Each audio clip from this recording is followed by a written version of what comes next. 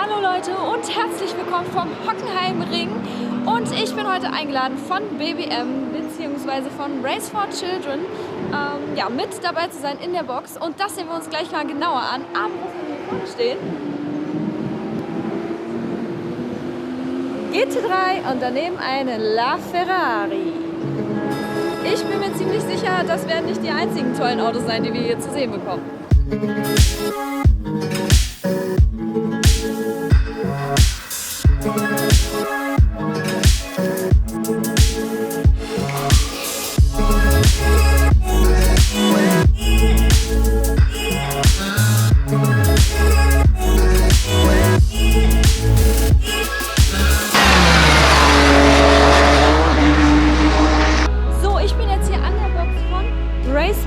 Und wie ihr da vorne sehen könnt, steht auch schon die Corvette Z06 von dem Marcel von BBM Motorsport. Sein YouTube-Channel findet ihr hier. Race Pro ist quasi hier das Rennteam und ich wurde eingeladen, hier einfach mal bei zuzusehen. Hier wird schon das Kameraequipment aufgebaut. Was hast du denn da Feines? Das ist ein DJI Ronin. Das ist ein Gimbal. Im Prinzip das gleiche, was unter den ganzen Drohnen hängt, nur in groß. Wow. Ja. Wie schwer ist das Teil? Kannst du mal hochheben. Also voll aufgebaut, so ungefähr 12 Kilo. Okay, ja. Nix für mich. Ich bleib dann lieber doch bei meinem Mini-Gimbal hier. Da schläft aber einer ganz tief und fest. Da vorne wird schon fleißig gearbeitet. Morgen. Ab geht's zur Box. Und hier sind wir auch schon angekommen bei der Box von Race Pro.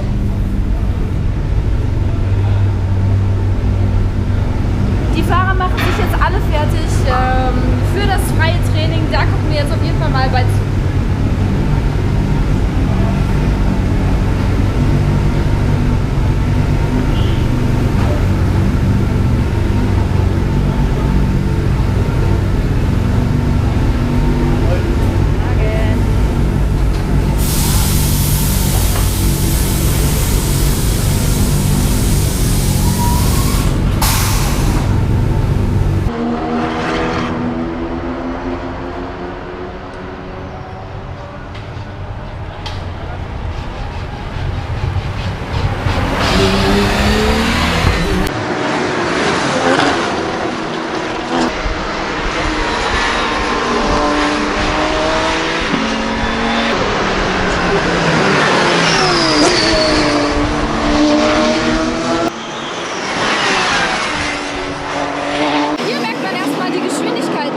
Wenn man sich das von weiter weg oder von oben oder im Fernsehen anguckt, kommt die Geschwindigkeit gar nicht rechts rüber. Steht man allerdings hier, merkt man so richtig diesen Fahrtwind von den Autos, die an einen vorbeirasen.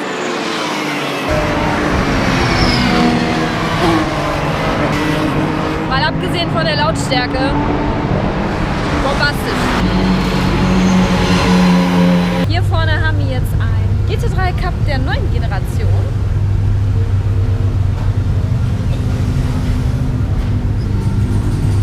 Gucken mal, was die anderen jetzt hier so machen.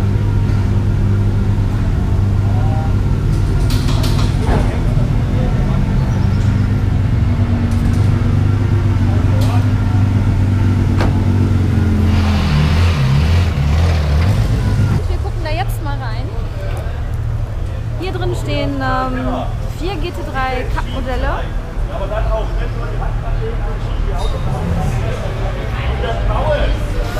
Das ist der Wagen von Race for Children. Mit dem BBM-Sticker auf der Motorhaube.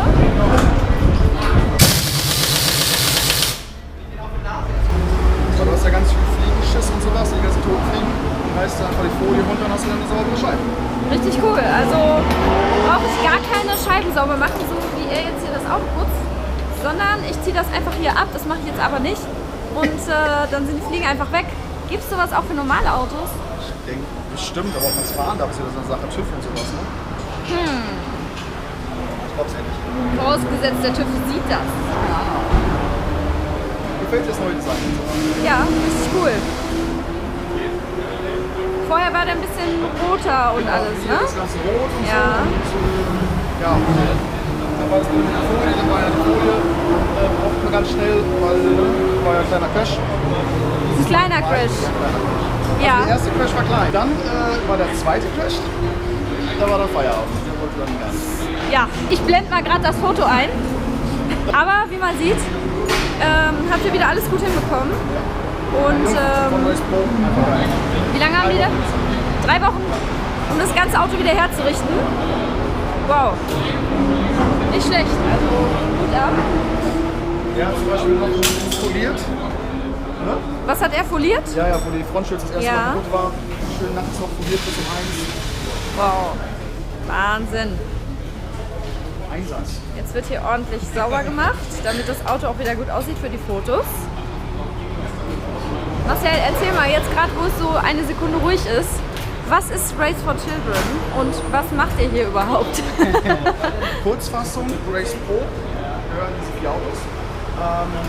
Einen davon, also man kann so einen Fahrerplatz kaufen, da darf man 6 Rennen fahren, bekommt Betreuung etc. Das hat ein Freund von mir gemacht und der hat gedacht, er will das einmal im Leben machen, er will einmal Rennen fahren. Aber um dann eventuell irgendwie noch einen Charity-Effekt zu haben, hat er Race for Children gegründet und sammelt eben Sponsorengelder ein und spendet eben an Herzensmann Schäfer. Und wir filmen das Ganze, begleiten das Ganze, machen ein bisschen Publik, laden Leute wie dich zum Beispiel ein. Und, macht Spaß. Sehr nett, macht Spaß, ja. Vor allen Dingen, wenn man hier im Porsche-Himmel ist. Rennwagen. Ein Rennwagen ist ja nicht immer alles so wie auf der Straße, gell? Ja. Was ist mit dem Tank zum Beispiel? Im Prinzip, mit dem Straßentank hat es relativ wenig zu tun. Es ist im Prinzip eine Kunststoffblase, also aus verklebt, verleimt, wie auch immer. Die komplette Blase ist gefüllt mit Schaumstoff und dass der Sprit eben nicht durch die Fliehkräfte im Auto hin und her fliegen kann.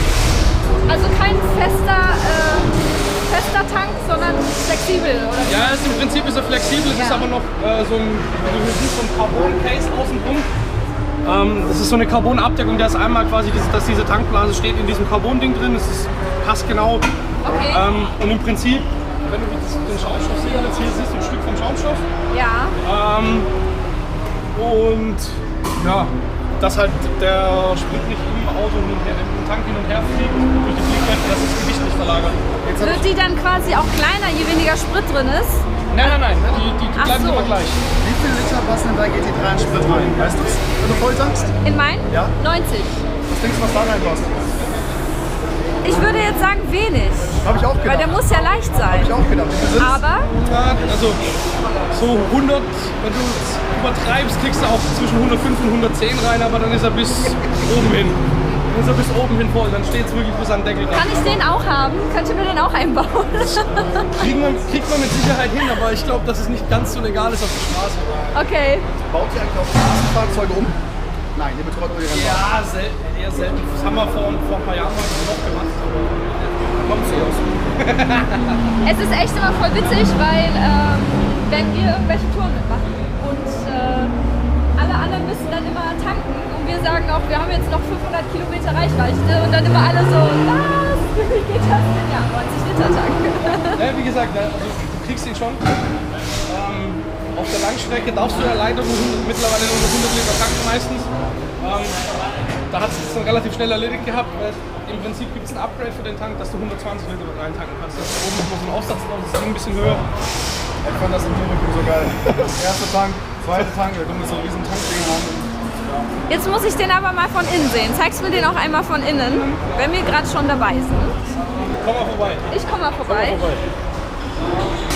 Nicht mehr viel mit einem Straßenauto zu tun. Du hast halt, wie gesagt, den Käfig innen drin, der einmal durchs ganze Auto geht, vorne bis auf die Dome drauf.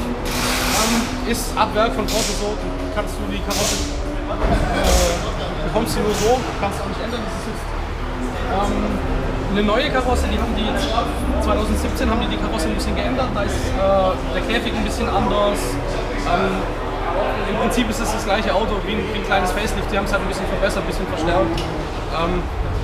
Macht ein bisschen mehr Aufwand, wenn man das Auto neu aufbaut, aber ansonsten ist es gleich. Dann hast du hier die Carbonschale. Ja, wie gesagt, Mit dem Straßenauto hat es nicht mehr viel zu tun, weil du Wenn würdest ich jetzt hier mal rein, ja, klar. wenn ich jetzt hier mal reinfilme, das sieht aus wie bei diesen Rennsimulatoren, also mit so einem, ich sag mal, recht spacigen Lenkrad und man hat alles, was man braucht am Lenkrad an Knöpfen. Was kann ich jetzt am Lenkrad direkt machen? Du kannst am Lenkrad im Prinzip das Wichtigste, wofür du die Hand nicht vom Lenkrad nehmen kannst, ist quasi, einmal hast du hier den Funkknopf, dann hast du klar Fernlicht und Lichthupe, Ja. den Scheibenwischer hast du drauf, dann hast du du hast hier hinten das Display, dann hast du eine Taste, um das Display durchzuschalten. Hier ist der Boxenlimiter, dass du nicht zu schnell fährst in der Boxen. Ja. Und hier unten haben wir noch einen Knopf fürs Trinksystem, weil wie du hier am Sitz siehst, haben wir einmal den Funkanschluss, wo du dann den Funk einsteckst und hier quasi ist ein Anschluss fürs Trinksystem, dass du bei Langstreckenrennen, hast du den Schlauch im Helm, Ja. dass du auf Knopfdruck dann trinken kannst, wenn du so Cool. fährst. So da was hängt braucht dann mein Freund für Bier. alles, was du nicht so direkt brauchst, hast du dann in der Mitte noch dieses Panel. Da sind dann Sachen wie Blinker, Lüftung, Ja. Benzinpumpen, gibt es 2 Hebel dafür. Sieht aus wie ein Flugzeug. So in die Richtung, ja. Wahnsinn. Und ja. natürlich nur ein Sitz, ganz klar, im Rennwagen ist zu viel Gewicht ja auch Unsinn. Du kannst aber auch im zweiten Sitz ohne Probleme verbauen. Also es ist alles so, dass du einbauen kannst. Man fährt nur Rennen grundsätzlich eigentlich nicht mit dem zweiten Sitz, weil Genau. der ja Weil auch es zu mehr schwer ist und es fährt der einträgt, beim Rennen keiner mit. Der schlimmste Knopf, den du drücken kannst, ist eigentlich für einen Mechaniker der Feuerlöscherknopf. Ja. Weil wenn du den drückst, ist hier quasi alles voller Löschschaum. Oh nein! Du bist, ich sag jetzt mal einen halben Tag bis Tag damit beschäftigt, den Löschschaum aus dem ganzen Auto wieder rauszukriegen. Deswegen, das ist so Okay. ziemlich der schlimmste Knopf. Also den Knopf nicht drücken, deswegen ist er auch so schön rot markiert. Was Genau. ist mit dem hier? Das ist der Hauptschalter von der Batterie. Ja. Das ist quasi, wenn du den ausmachst, dann funktioniert gar nichts. Das ist quasi einfach nur die Hauptleitung von der Batterie Also zum den Anschalten. sollte ich auch nicht drücken beim Fahren. Beim Fahren wäre das blöd, weil Was dann haben wir geht das hier Auto noch einfach aus. Interessantes. Du hast quasi einmal die Zündung hier, dann hast du hier Blinker rechts, Blinker links, Ja. dann hast du hier den Belüftung für innen. Den kannst du einmal auf die Scheibe stellen und einmal auf den Fahrer, runter ist Fahrer, hoch ist Scheibe. Ich habe gehört, die haben tatsächlich eigentlich keine Klimaanlage, die saugen wirklich nur die Luft von außen rein, deswegen ist es auch im Sommer ganz schön fies. Kann das Ja, sein? ist tatsächlich so. Du Also hast, man bekommt halt die heiße Luft von der Straße eigentlich schon wieder ins Auto rein und es ist nur Luft von draußen, Ja. nicht gekühlt. ja, richtig. Du hast rechts, hast du quasi so ein, ich glaube, es ist sogar das originale Serienteil. Da ist rechts quasi so ein Motor drin, der die Luft Ja. ansaugt, vorne durch das Ding in der Haube, Okay. das rechte. Ja. Und das linke ist quasi einfach nur, der Schlauch geht direkt vor bis an das Ding in der Motorhaube. Okay. Und das kommt quasi ungefiltert direkt Ungefiltert. rein. Also Wow. wenn es blöd läuft und ein Steinchen fliegt, hast du auch einen Stein im Gesicht. Deswegen, Oh nein, besser nicht. Okay, was zeigt er mir jetzt hier eigentlich noch alles an? also du hast einmal die Wassertemperatur hier, dann hast du die Öltemperatur. Das hier links ist die Benzinstandanzeige, wie viel Liter Sprit noch drin ist. Und dann hier unten hat er quasi noch die Differenz, also die Rundenzeit, zeigt er direkt an. Und links dieses Plus 000 ist quasi die Differenz zu deiner letzten oder zu deiner Ja. besten Runde, die du gefahren bist, oder zu deiner Referenzrunde, die du vorher ins Sehr cool. Steuergerät eingegeben hast. Die Tür ist auf jeden Fall sehr leicht. Alles ist kaputt. Wie kommt das auch nicht da raus? Das ist auf jeden Fall super leicht, weil man sieht, es ist wirklich komplett aus Carbon. Und Rennwagen haben auch keine echten Glasscheiben. Also das ist alles Plastik. Man sieht das, man hört das. Ziemlich cool, das Ding. Also ich möchte so eins auch mal fahren, irgendwann. So ein Auto kauft man tatsächlich bei Porsche und der wird auch genauso umgebaut und man darf ja nicht viel dran verändern. Also es gibt gewisse Richtlinien, man darf vielleicht noch am Fahrwerk ein bisschen was verändern, an der Höhe. Man kann den Flügel noch ein bisschen einstellen, den Sturz der Reifen. Und man muss natürlich auch ein Mindestgewicht einhalten, damit das eben auch fair bleibt. Was wir dann eben auch hier haben, da wo normalerweise der Beifahrersitz ist hier so eine kleine Abdeckkappe. Wenn ich das mal aufschraube, So, ich gerade extra eine Platte geholt. wenn ich das jetzt mal aufschraube, dann sehen wir, hier ist jetzt gerade nichts drauf, aber man kann jetzt dann hier in dem Fall so eine Gewichtsplatte draufschrauben. Passt dann da genau drauf. Und die kann ich dann mit Schrauben fixieren, dass sie nicht durch die Gegend fliegt. Ja. Wie viel Gewicht wäre das jetzt? Das wären jetzt 2 Kilo, glaube ich. Okay, also nicht gerade viel. Es gibt 2, 3,5 und 7 Kilo Platten. Ja, die Abdeckkappe ist eben dafür gedacht, dass die anderen nicht sehen. Sieht schöner aus und man sieht quasi, man versteckt es auch so vor den anderen Teams. Also die anderen Teams sollen eben auch nicht sehen, mit wie viel Gewicht man da tatsächlich rumfährt. Genau. Also es gibt schon noch ein paar Sachen, die man dann gegenüber den anderen geheim hält, ganz klar. Du hast auch gerade gesagt, die Tür wiegt weniger als 5 Kilo. Ja, vielleicht 4 Kilo mehr ist es nicht. Also man merkt es auch tatsächlich, wenn man es so mit so einem Carbontür mit Finger aufstößt. Hier. Ja, genau. Es ist wirklich nichts. Also die wiegt weniger wahrscheinlich als mein kleiner Hund. Wie gesagt, das Schwerste ist natürlich der Spiegel. Das sind 12 Kilo Unterschied zur Serientür. Ja, also man merkt das auf jeden Fall, weil in der Serientür, bis ich die mal aufbekomme, muss man schon ein bisschen Kraft aufwenden teilweise. Und hier, die kann man echt mit dem kleinen Finger öffnen. Der Dominik zeigt mir jetzt mal, wie schnell das eigentlich geht, also hochzuheben, denn das muss ja immer ziemlich schnell gehen, so in der Box. Und das ist eigentlich eine ziemlich einfache Geschichte. Führt uns das jetzt mal vor. Nein, reicht noch nicht.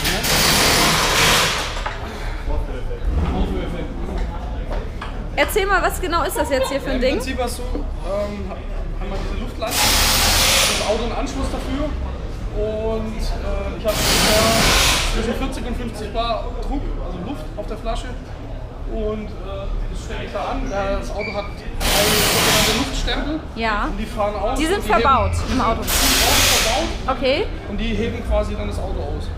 Das zeigst du uns jetzt einmal.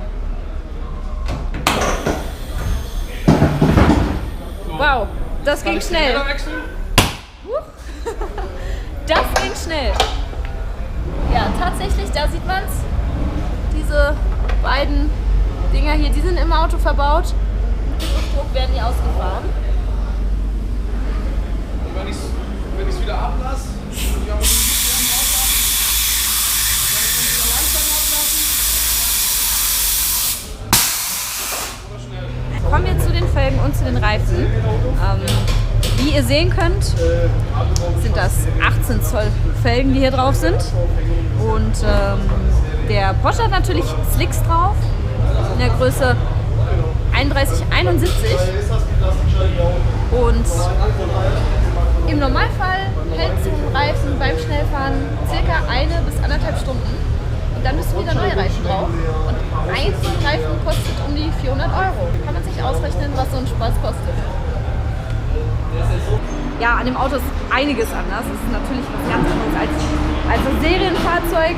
Habe ich ja gerade schon gezeigt. Ich habe auch immer gerade gefragt, wo so ein Auto eigentlich preislich liegt. Wenn ich so ein Auto jetzt neu bestellen würde, müsste ich zwischen 200.000 und 250.000 Euro dafür ausgeben. Man muss aber natürlich immer damit rechnen, dass man eben auch verunfallt und dass man dann alles wieder von vorne aufbauen muss. Und ja, das ist schon eine ziemlich teure Geschichte, wenn man so ein Auto fährt oder auch eben einen anderen Sportwagen, ein anderes Rennauto. Genau. Manchmal fehlen mir einfach die Worte. Bei solchen Autos fehlen mir einfach die Worte.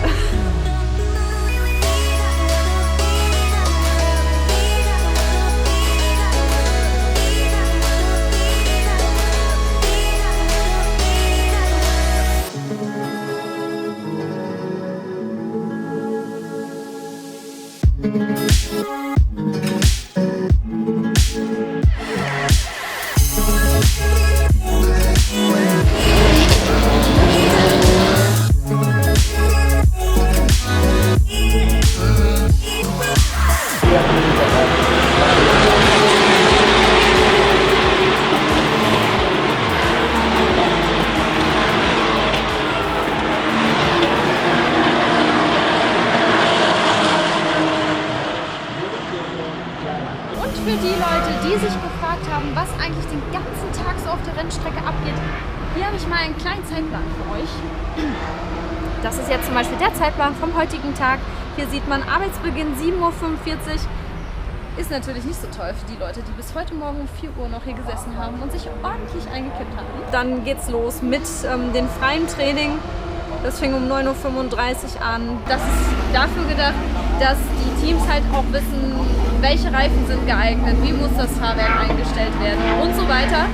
Denn jeder Tag hat andere Bedingungen. Es kann regnerisch sein, es kann sonnig sein. Heute waren zum Beispiel gefühlte 30 Grad und ziemlich heiß und sonnig. Dann hatten wir das Qualifying um 11:10 Uhr. Beim Qualifying versucht man natürlich, wie sonst auch, die schnellste Runde zu erreichen. Und der Fahrer, der eben auch die schnellste Runde erreicht hat, wird ganz vorne starten beim eigentlichen Rennen. Und der Reihe nach, je nachdem wie die Rundenzeiten waren, werden die Fahrzeuge dann aufgestellt. Das eigentliche Rennen ging jetzt los um 16:05 Uhr bis 16:35 Uhr. Das heißt, das tatsächlich eigentliche Rennen geht wirklich nur eine halbe Stunde. Dafür aber einen ganzen Tag Arbeitsaufwand und echt einen großen Respekt an die ganzen Jungs aus der Box, denn die leisten wirklich von, wie man sieht hier, 7:45 Uhr bis abends 100%. Marcel, Rennen ist vorbei. Und was sagst du? Was hatte ich vorhin gesagt? Platz 8 habe ich geschätzt. Was hat er gemacht? Platz 8. Ist wirklich Platz 12 gesamt, Platz 8 hat er gemacht in seiner Klasse. Ja, da bist du ja jetzt eigentlich zufrieden. Und ich glaube, das Beste sogar, das Auto ist heile geblieben, oder? Das Auto ist heile geblieben. Also, besser kannst du gar nicht laufen, oder? Das ist echt perfekt. Das zweite Rennen, also wie gesagt, jedes Mal weiter steigern. Gratulation, auf jeden Fall. Ich gebe es André weiter, er sieht es bestimmt auch so. Ja, die sind ja gerade schwer beschäftigt da nach dem Rennen, ganz klar. Da sollte man erstmal ein bisschen runterkommen als Rennfahrer und als Team. Deswegen würde ich sagen, lassen wir die erstmal in Ruhe. Und auf jeden Fall danke für die Einladung. Es hat mir sehr viel Spaß gemacht. Wir machen uns jetzt wieder auf den Weg nach Hause. Danke fürs Zusehen. Wenn euch das Video gefallen hat, dann Daumen nach oben da lassen. Und wenn ihr es noch nicht getan